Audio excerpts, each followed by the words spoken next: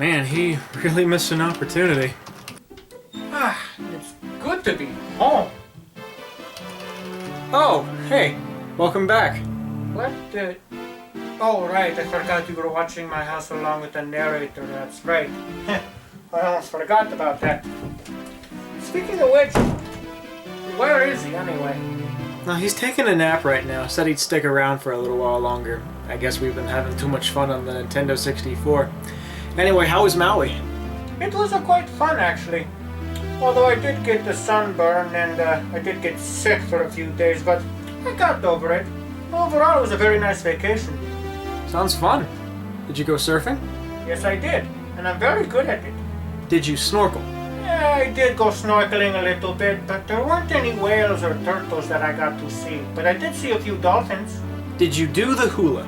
No, I didn't do the hula. What kind of a person do you take me for? I know men do it on the islands, but I'm a person with different standards. I'm not going to do some silly little twirly dance while I have flower necklaces around my neck. No, I didn't do the hula. Ah, whatever the case. It's good to see you back, though. Well, thanks.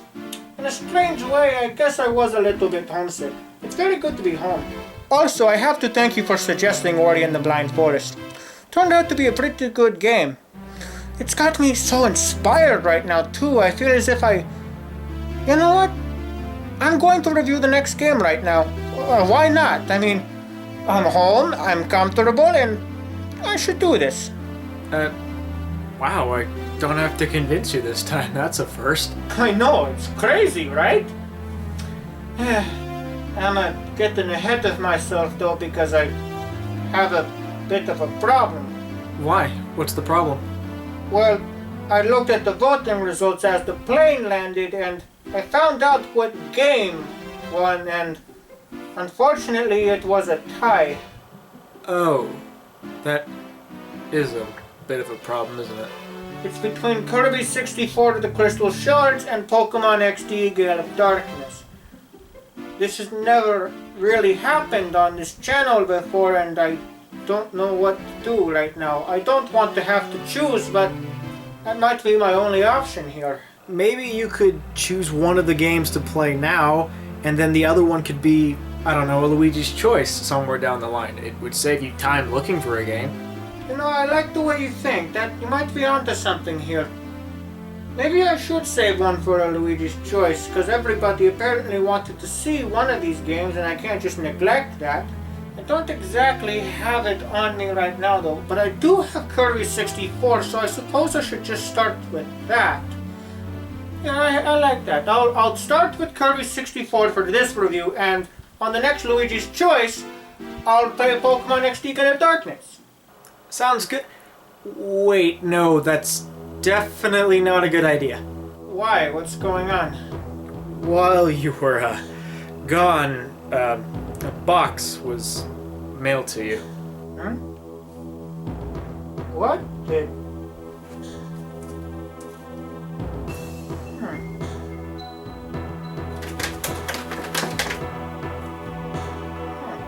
It's definitely a video game. Luigi must not open this until the next Luigi's Choice. Well, I don't care. Don't open it! What? Why not? Luigi, trust me. I already looked inside. Look, unless it's Luigi's Mansion Dark Moon in here, I really don't think I need to worry, so... Just trust me on this, okay? I know it's a bit hard to take, considering it's, well, me, but it's not something you want to look at right now. Alright, just tape it for me real quick, okay? I'll save it for this Luigi's Choice then. Pokemon Coliseum will have to wait another Luigi's Choice then. Okay, just put it away. We'll play Kirby 64 like you want. I have everything set up for you.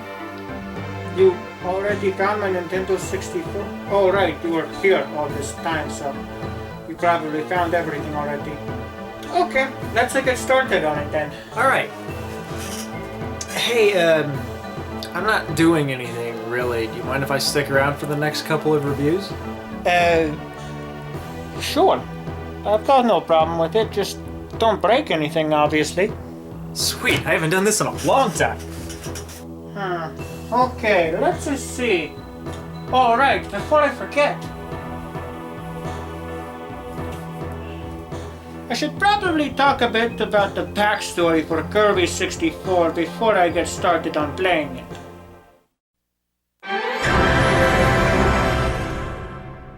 It's the year 2000.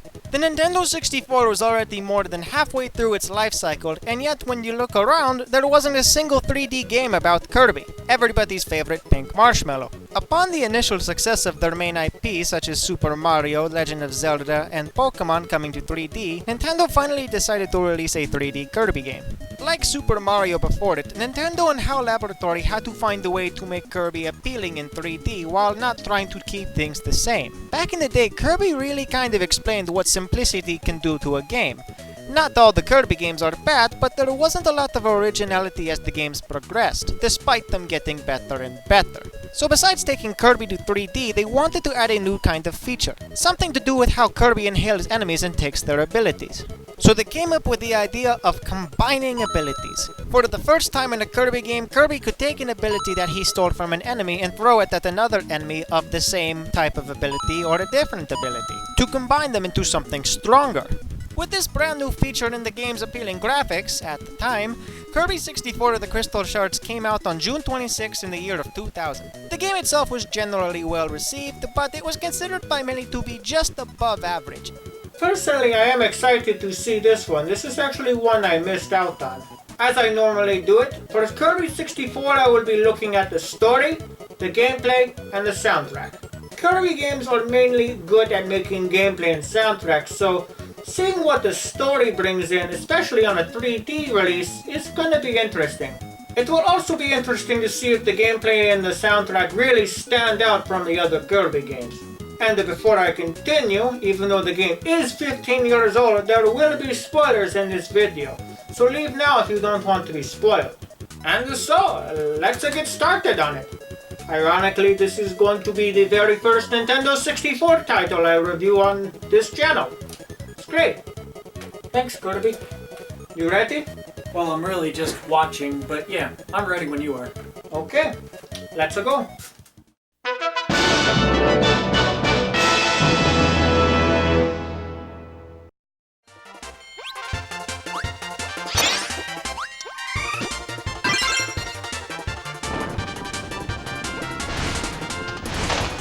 This is so fun. I never thought I'd have so much joy just combining two enemies together. I forgot to say it.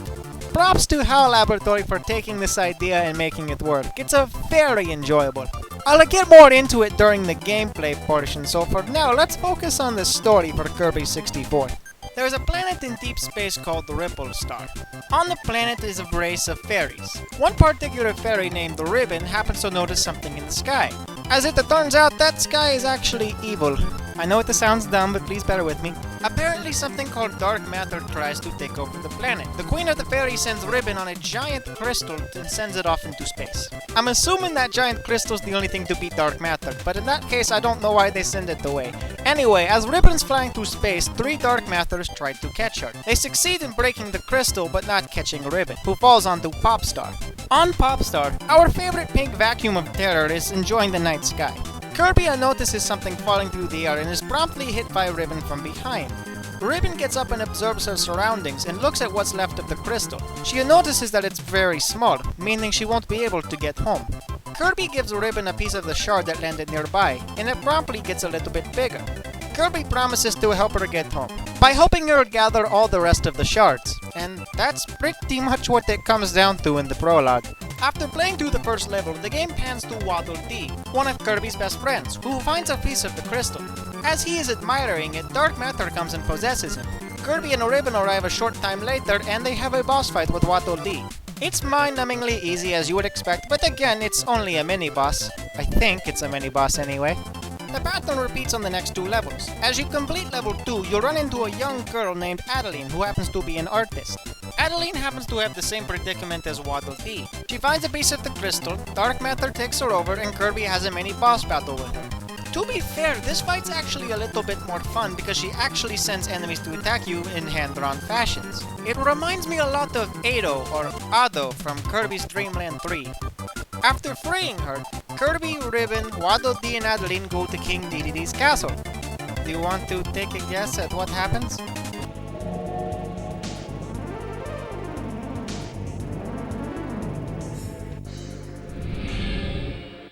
That's not weird or creepy at all. And look at this! It's a King Dedede boss battle in the beginning of the game! And his theme's not even playing.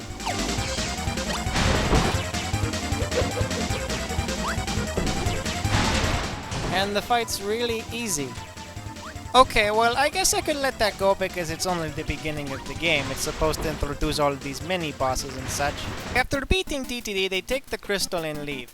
DDD doesn't follow them initially because he's too busy being stubborn and fat, but eventually goes along. I don't know if what Waddle Dee did had anything to do with it, but who knows. Then you get to the next level and oh, what do you know? It's an actual boss, and it's Wispy Woods! I'll get into the boss battles a little bit more when I reach the gameplay section, but after every boss you move on to the next world. The next level happens to be called Rockstar. The geography changes and it's basically still the same game as before, but just in a different location. It's a pretty much the same Kirby formula as the older games, with the exception being that you can collect the crystal shards along the way, which are important for later. And on a side note, I actually do like the level design throughout this game. There's a nice sense of progression to every level, and there's mostly something new on the next screen. Anyways, the rest of the game is essentially going through 4 levels and then fighting a boss at the end. After you beat the boss, you move on to the next planet, and the process repeats for a while. You go from Rockstar to Aquastar, which is mainly beaches and underwater caves, Neostar, which is a combination of jungles, mountains, and a volcano, and... Shiver Star looks pretty interesting, actually. Oof. Shiver Star. So did you ever hear the rumors about this stage? What? What are you talking about? You're meaning to tell me you've never heard of the rumors that this place is supposed to be an apocalyptic Earth? No. I've never heard that one before. Just look at the planet itself. It's got the continents on it. Right. Did you ever realize as you went deeper and deeper into the stage, things started to get more, I don't know, human-like? What I mean by that is, the first 2 levels are charming and endearing, like any other Kirby game, but the 3rd level's in a shopping mall. Okay, I see what you're getting at. And get this, when you hit the 4th level, all of a sudden everything gets really dark and creepy. You're in a facility. you know what? You're onto something here. This level is certainly different from what the game was giving out previously. Although, speaking of which, I can't help but think this level is a little bit too familiar. What is it? Is it the difference in the background? The fact that everything here is dangerous? That incredibly catching music? The fact that I can die instantly if I just time things wrong? I know I've done something like that before. What was it? Wow. They should call this level Welcome to the Machine 2.0. And all it needs is the Vortex Queen. Anyways, I'm starting to get a little bit off topic. When you beat the Shiver Star, you're able to go back to Ripple Star, Ribbon's home planet. The first stage on the world is an exact copy of the first level of the game. Why? I don't know. Everything's happy-go-lucky and you think nothing could possibly going wrong. And then you hit level 2, and then you realize things are about to get serious. Then you get to level 3 and it's a boss tower run. You know, that's kind of the traditional in Kirby games. And then you get to the boss of the world. Yep, it's just like the first world with only 3 stages and a boss fight. Upon defeating the boss and expelling Dark Matter from the planet, Kirby and the gang leave. However, things aren't exactly over. That's right, this game has a good and sort of neutral, I won't call it bad, but a neutral ending. In order to get the good ending, you have to gather all the crystal shards and then beat the boss of the world to move on to the final level. And to be honest, I'm actually a little bit torn on what I think about that. I mean, on one hand, it kind of motivates you to try to find the rest of the crystal shards so you could see the good ending, because, let's face it, the neutral ending is not exactly something you want to end a game with. And yet, on the other hand, I just think this is unnecessary padding. What I mean by that is, to get some of these shards, you actually have to go back to the different worlds that you missed them on. Doesn't sound that bad, until you realize that some of the shards are either conveniently hidden by abilities you don't even get in that stage, or you just mess up and miss an opportunity. Anyways, to conclude the story portion, once you gather all the crystal shards and go back to Ripplestar and beat its boss, you're treated to a different cutscene. The crystal is now as big as it was in the prologue, and it fires a beam of light at the queen. Dark matter had apparently possessed her, and now she's free. However, the dark matter escapes into space and forms a new world. I don't know how that works, but it just does. Kirby and the gang realize that this won't be over until they get rid of dark matter once and for all, so they go into the final battle. After a quick introductory level, you are treated to the final boss, 02, or 0 squared. It's a weird like that. For those of you who are familiar with Kirby's Dream Land 3, yes, this is the same Zero that shows up as the final boss. And I suppose I could say a little bit about this fight. It's actually pretty decent. It's not really difficult, in fact it's pretty straightforward, but it's actually got the right amount of difficulty. Though it is a little bit disorienting because the arena that you fight him is actually 3-dimensional, so you can pretty much go behind him or directly above him if you're not careful. Anyways, after you defeat 02, you're treated to the ending of the game, and then the credits. Kirby falls down the stairs. It's funny. The story is definitely no better than normal Kirby games, but I'll give credit where credit is due. There's a little bit more thought put into this one. And when I say that, I really mean at the time. It's no longer just Kirby trying to stop DDD and something else afterward. This game had more of a written story than what was put before it. Later on, Kirby games got well-written stories, and personally they beat this one by far, but this one's not too bad actually, just maybe a little too simple. Moving on to the gameplay for Kirby 64, I have to say again that I'm a little bit mixed on it. On the one hand, there's nothing too bad about it, it's still your traditional Kirby game. You can suck up enemies and take their abilities, plus the new feature to combine abilities in this game is rather fun, but I'll get to that in a second. Kirby can still puff himself up to avoid trouble or fly for a little while, although he does have to breathe, so he kind of pops himself after a time, so you don't just have to fly through the rest of the level unharmed. You can also do the slide like you could before, but there aren't a lot of uses to use it in this game, so it's just there for the flair. Yet, despite how much fun I still had, I couldn't help but feel as if the game was still a little bit slow-paced. Maybe it's because they had to transfer it to a Nintendo 64 and they weren't sure if it would be able to pick up that amount of speed, because, let's face it, almost every game I've seen on the Nintendo 64, save for a few ones, have been a little bit slower. And I think that's my biggest issue with Kirby 64, is that it's a lot slower than other Kirby games. Kirby is no longer as agile as he was on a Super Nintendo, and I think the game kinda takes a hit for that. Despite all that though, the gameplay still manages to be quite fun. Without a doubt, the gameplay's shining moments would have to be the revamped copy ability system and its boss fights. I'll start with the boss fights because they'll probably go by quicker. There are only 6 bosses in the entire game, 1 for each of the 5 worlds and then 02 at the very end. It starts off with the traditional Wispy Woods, but with a little bit of a twist thrown in. Since it was 3D, they had to make it a circular arena. It's not that bad of a fight, but if you played every other Kirby game prior to this, it's actually really easy. That being said, it's definitely a nice warm-up.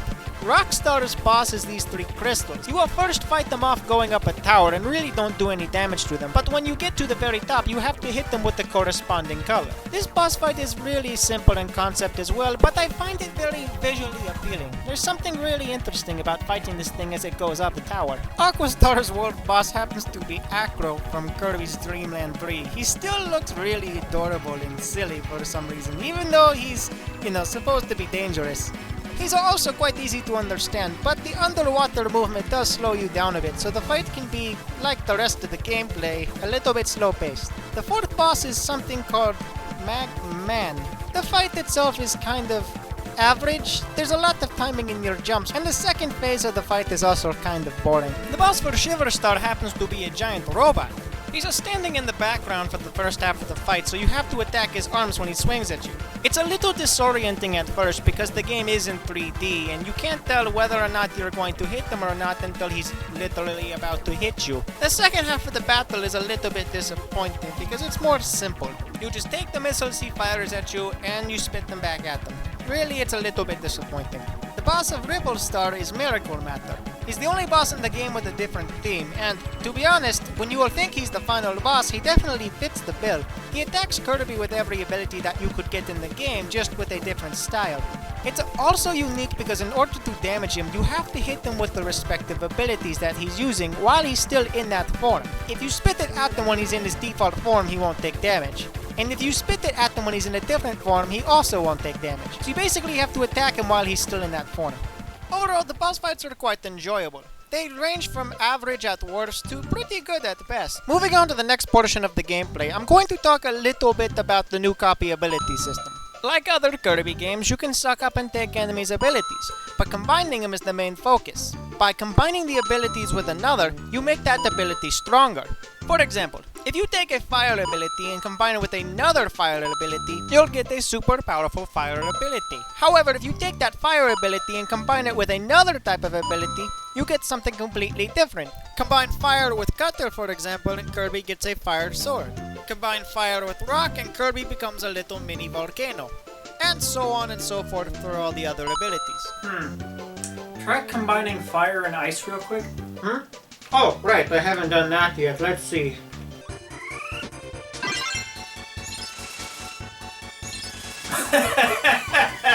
What? He's just melting. It's not that funny. And now for the final portion of the review, the soundtrack. One thing I am glad that they did right though is the soundtrack. In a Kirby game, that's essentially the best thing you can do. Kirby might not be really well known for the gameplay, but its soundtrack, to me, is often some of the best in video games. Even better than Super Mario and Zelda, and I might be alone on that one. Thankfully, even though Kirby jumped to 3D, the soundtrack was not neglected. You have your light-hearted tunes from early Kirby levels, to really calm themes, to some remixes, and a lot of newer songs that are actually quite nice. I've always liked the tune that plays when you're underwater, and as I've said before, I especially like the one that plays in the factory. There's something very strange about it, but it definitely helps stand out from the rest of the game. And that's everything for Kirby 64. Now to start reviewing... Apparently I'm not done. What are these mini games? Oh! It's Mario Party minigames. Just feels like Mario Party minigames. It honestly feels as if HAL Laboratory was trying to shove a little bit more content to make this game seem like it was worth the price. I don't know, it just seems a little unnecessary to me. Well, I think I've seen enough. I really had a good time playing this. There's a lot to enjoy with it. The gameplay is very smooth. The soundtrack is definitely an improvement from other ones. I guess the biggest problems I could think of is that it's just too short. You could just breeze by it in an evening if you had all of the effort and time put into it. So, I don't know. It's a very short but sweet game, like most Kirby games, but I guess I just wish there was more. And now, time to review Kirby 64.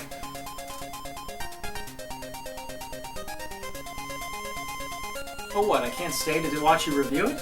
Well, yes, just stand outside or something. I can't review it when you're in here. I work better without an audience when I'm doing something like this. Okay. Fair's fair. I'll go opening that box now. Thank you. Anyways, let's review Kirby 64.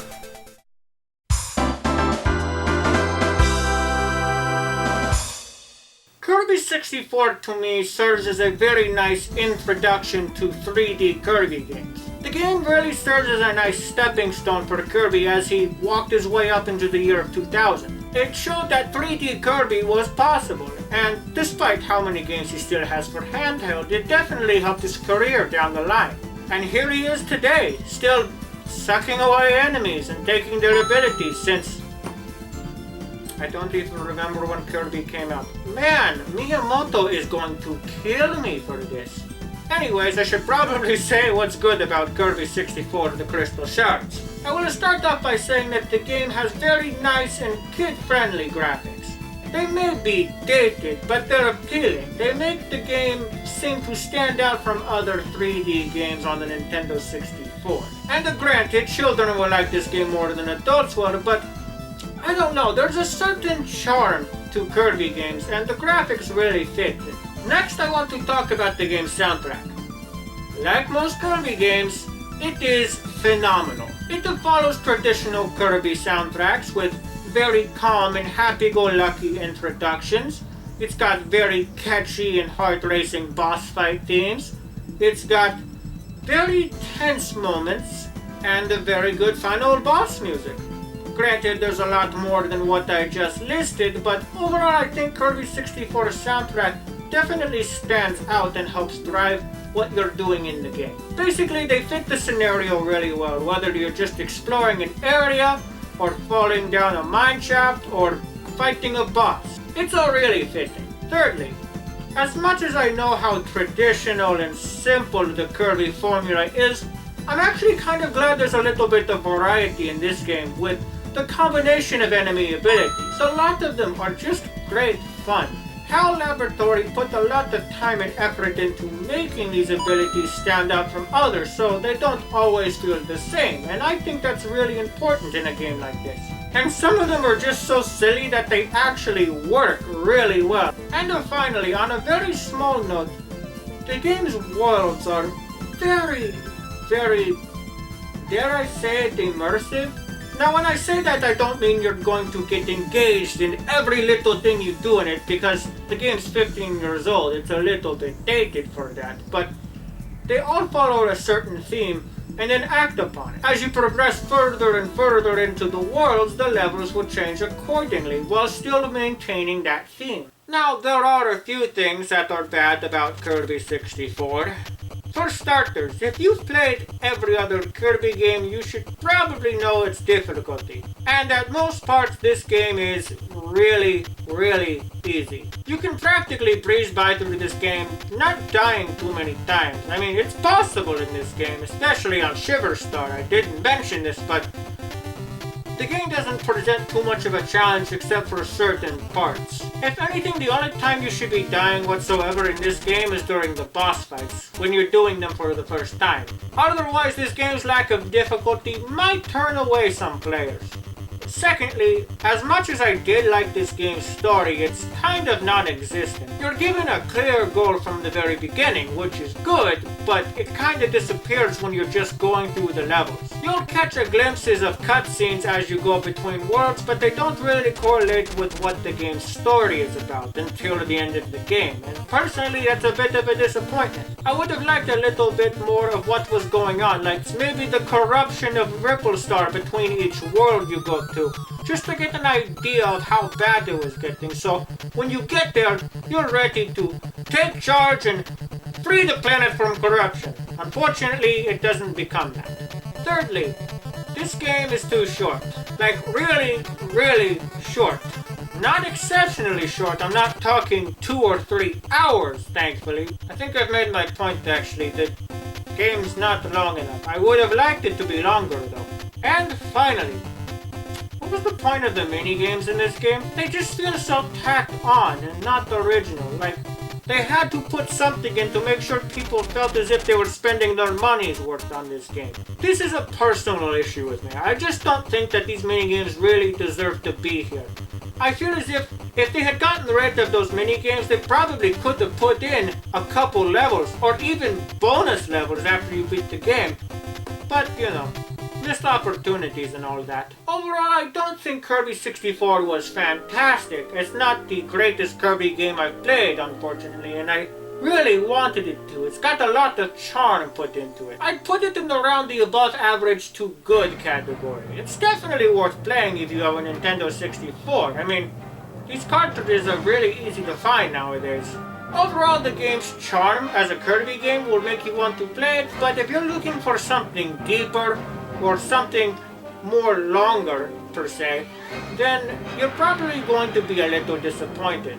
Overall, it's not a bad game, and it's still quite fun. That's why I'm going to give Kirby 64 The Crystal Shards a 7 out of 10. If they had increased the length or even put a few more levels into the game, maybe to counterbalance how much fun you'll have with mixing abilities, I probably would have given this game an 8 or a 9. As it stands, again, it's not bad. It's just not as fleshed out as I was hoping for it to be. And now, before I forget, here are the next 3 games for everybody to vote for.